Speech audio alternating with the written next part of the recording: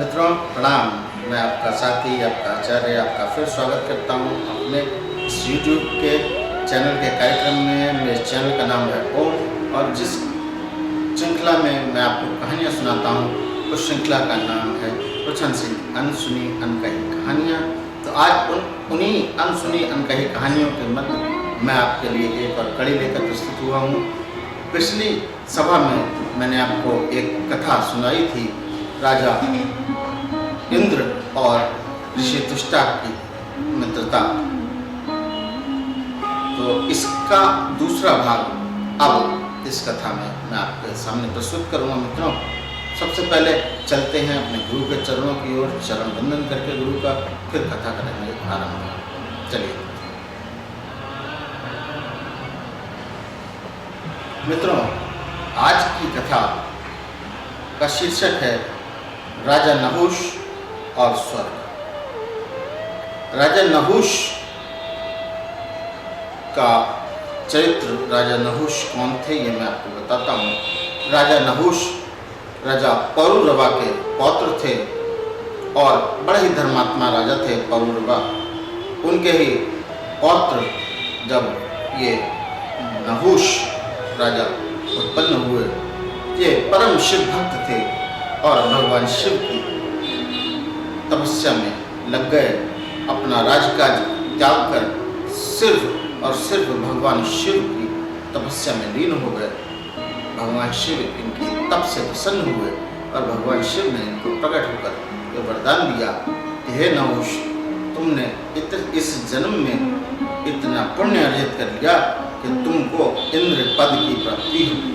ये मेरा वरदान है तुम्हें। तो मित्रों, ये इंद्र पद की प्राप्ति की कथा है कि राजा नहुष कैसे बन पाए इंद्र। तो मैंने आपको पिछली सभा में जिसे बताया था कि राजा इंद्रदेव को पाप लग गया था और गंगा नदी में बैठकर तप करने गए थे। उसी मध्य जब स्वर्ग का इंद्रासन खाली देखा तो सभी देवी देवताओं ने विमर्श किया महादेव से, त्रिदेवों से। सप्त ऋषि मंडल, जो हमारे सप्त ऋषि हैं, उन्होंने ये सुझाव दिया कि आप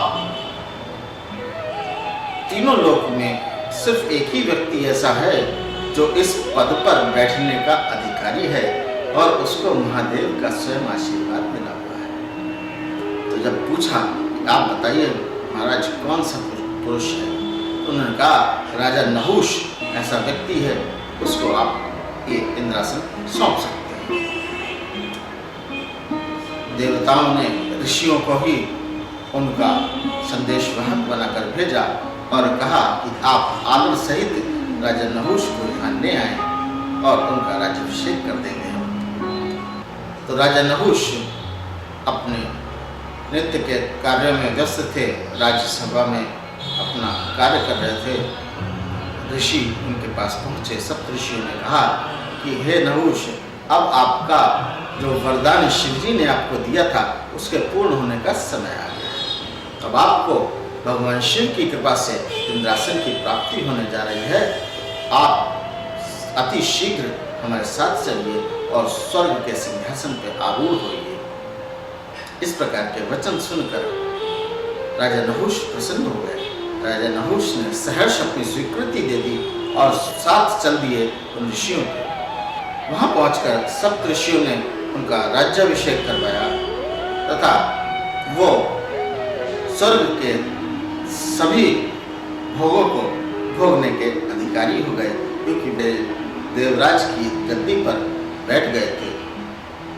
लेकिन मनुष्यों के स्वभाव में और देवताओं के स्वभाव में एक अंतर होता है। मित्रों, अधिकतर देवों को अपनी इंद्रियों पर थोड़ा सा वश होता है और मनुष्यों को अपनी इंद्रियों पर वश नहीं होता है।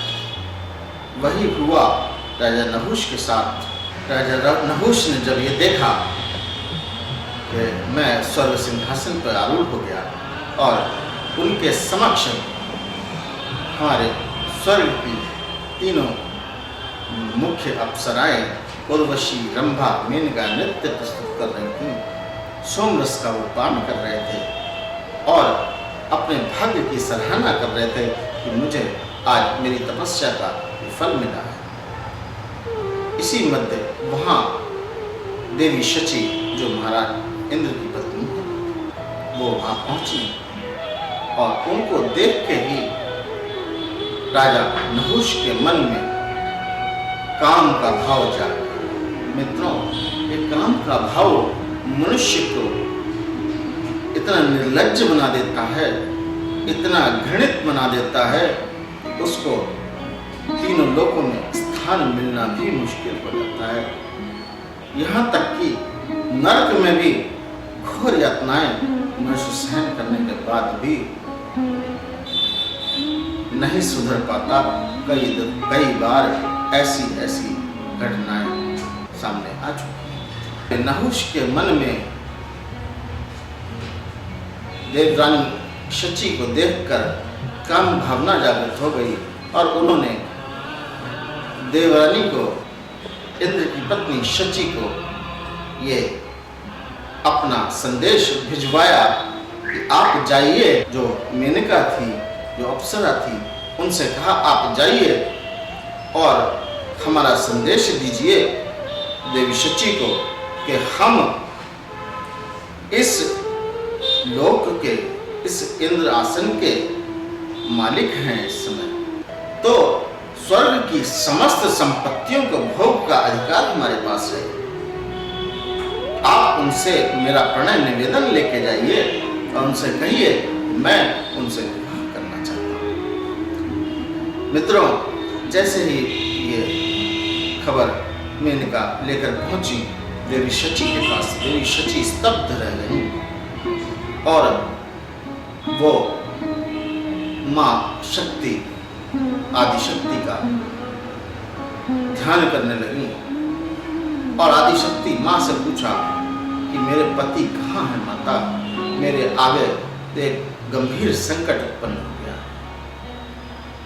देवी शची ने अपना सर माता सती के, माता शक्ति के स्थल पर पीट कर लहलुहान कर लिया कि हे माता शक्ति, आप मुझे मेरे पति का पता बता दीजिए, आपकी बड़ी कृपा होगी मुझ पर। देवी शक्ति ने उनसे कहा कि हे शची, तुम्हारे पति इंद्र इस समय गंगा नदी में तलहटी में बैठकर तप कर रहे हैं, उनका तप भंग मत करो। देवी शची बोली कि हे माता, मैं उनका तप भंग नहीं कर रही हूँ, मैं उनसे कुछ मंत्रणा करने के लिए जा रही हूँ। इसके बाद देवी शची धरती पर आई और उन्होंने गंगा किनारे खड़े होकर आवाज लगाई, हे देवराज, कृपया सम्मुख आइए। बड़ी मनोदशा खराब थी उस देवी की कि आप देखिए, जिसका पति उसके साथ नहीं हो और पर पुरुष उसको प्रणय निवेदन करे, उस स्त्री की दशा क्या होती है। मित्रों, आप भली भांति समझ सकते हैं। बड़ी पतिव्रता नारी है माता शची। देवी शची ने जब इंद्र देव को इस प्रकार पुकारा, इंद्रदेव बाहर आए। उन्होंने कहा, आप मेरे तप में क्यों विघ्न डाल रही हैं देवी शची? क्या पहाड़ टूट गया स्वर्गलोक में जो आप इस तरह अधीर होकर मेरे पास आई हैं? देवी शची ने उनको एक कहानी बता दी कि महाराज, आप यहाँ आ गए हैं, वहाँ स्वर्ग पे जो अधिकार करा है ऋषियों ने उनको बिठा दिया है, राजगद्दी खाली ना हो, इसलिए राजा नहुष को बिठाया है। अब नहुष ने मुझे प्रणय निवेदन भेजा है, मुझसे विवाह करने के लिए कहा है। इससे अच्छा है मैं अपने आप को अग्नि में समर्पित कर दूं। मैं पतिव्रता स्त्री हूँ, मैं और किसी पर पुरुष के बारे में सोच भी नहीं सकती। कहा, देवी शची आप एक काम करिए, आप उनका प्रणय निवेदन स्वीकार कर लीजिए। और कुछ उपाय बताया उनको, और इंद्रदेव उसके बाद अपने स्थान पर चले गए। देवी शची लौट कर आई। देवी शची ने मेनका को उत्तर में ये कहा कि हे मेनका, आप जाकर उनसे कहिए कि यदि वो मुझसे विवाह करना चाहते हैं, मेरे सौभाग्य की बात है, लेकिन मैं ये चाहती हूँ कि मुझसे विवाह करना है उन्हें, तो वो किसी घोड़े पर लद के ना आए, आप पालकी में बैठ के आइए और वो पालकी सप्त ऋषि उठाकर लाएं। ये मेरी मनोकामना है। अगर वो इसे पूर्ण कर देंगे तो मैं उनसे विवाह करने को सज्ज हूँ। मेनका ने ये उत्तर जाकर राजा नहुष को बताया। राजा नहुष प्रसन्न हो गए और प्रसन्नता के मारे बोले, इसमें कौन सी बड़ी बात है, मैं अभी सप्तऋषियों का आह्वान करता हूँ। अगला दिन विवाह के लिए नियुक्त हुआ तो उन्होंने सप्तऋषियों को आह्वान करा और कहा कि आप मुझे पालकी में बिठाकर देवी शची के पास ले चलिए, मुझे उनसे विवाह करना। तो मित्रों, देवी शची से विवाह के खुशी में इतना कामांध, इतना व्याकुल, इतना उग्र हो गया था वो नहुष कि उसे ये भान ही नहीं रहा कि मैं किससे क्या कह रहा हूँ। सप्तऋषियों ने कहा कि चलिए देवराज, अगर आपकी ये इच्छा है तो हमें क्या दिक्कत है, हम आपको पहुंचा देंगे। सप्तऋषि उनकी पालकी को लेकर चल रहे थे। सप्तऋषियों को धीरे धीरे चलते देख राजा नहुष के मन में क्रोध का भाव जागृत हुआ, क्योंकि वो कामांध था। उसके मन में काम की वासना जागी हुई थी, तो चाहता था कि मैं जल्दी से जल्दी पहुंचूं और वर्ण करूं शची का। उसने कहा, अरे सर्पों की भांति क्या चल रहे हो तुम लोग बूढ़े ऋषियों, तेज चलो, तेज चलो, क्या सर्पों की तरह चल रहे हो। ये वचन राजा नहुष ने सप्तऋषियों से कहे, लेकिन सप्तऋषि फिर भी वैसे ही चलते रहे, क्योंकि वो वृद्ध थे। थोड़ा सा वो चलते रहे, धीमे धीमे शनय शनय अपनी गति में चल रहे थे। अचानक नहुष को भयंकर क्रोध आया और उसने क्रोध में आके अगस्त ऋषि को एक लात मारी। वो लात जैसी लगी है, अगस्त ऋषि धरती पर जाकर गिरे और सप्तऋषियों ने पालकी नीचे रखी और जाकर उठाया अगस्त ऋषि को। उनके सिर से रक्त की धारा बह रही थी। वो क्रोध में आए। अगस्त ऋषि ने अखंड क्रोध में आकर ऐसा श्राप दिया नहुष को और कहा, ये नहुष, तेरे पुण्य कर्म, तेरे सत्कर्म तो उसी क्षण समाप्त हो गए जिस समय तूने देवी शची को प्रणय निवेदन किया था। तेरे सत्कर्म उसी समय समाप्त हो गए और आज तूने मुझे ये लात मारी है। मैं तुझे आज श्राप देता हूँ कि जा, तुम हमसे कहता है कि सर्प की तरह मत चलो, सर्प की तरह मत चलो, तो तू आज से सर्प बन जा और 10,000 वर्ष तक सर्प बन के नरक की आग में जलता रहे। ये श्राप अगस्त ऋषि ने नहुष को दे दिया।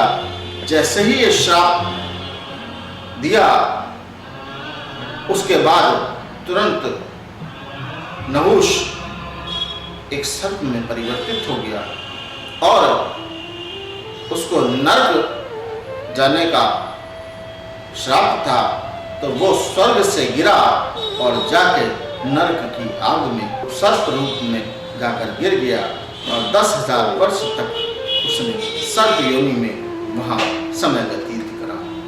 तो मित्रों, ये थी कहानी कि एक सती नारी, एक सती पतिव्रता नारी के सम्मान के साथ अगर आप खिलवाड़ करेंगे तो परमात्मा भी आपको क्षमा नहीं करेगा। तो आशा है मुझे आपको मेरी ये कथा पसंद आई होगी। आगे कथाएं और भी हैं, धीरे धीरे शनै शनै मैं आपकी सेवा में प्रस्तुत होऊंगा और अपनी कथाएं आपके सामने प्रस्तुत करता रहूँगा। और जिस व्यक्ति को मेरी सब कहानियाँ पसंद आई हैं वो कृपया मेरे YouTube चैनल को ज़्यादा से ज़्यादा सब्सक्राइब करें और कुछ कमेंट्स उस पर ज़रूर लिखें। और किसी व्यक्ति को यदि कोई व्यक्तिगत समस्या है तो वो मुझे मेल पर अपनी समस्या बता सकता है, हम उसका निःशुल्क निवारण करेंगे।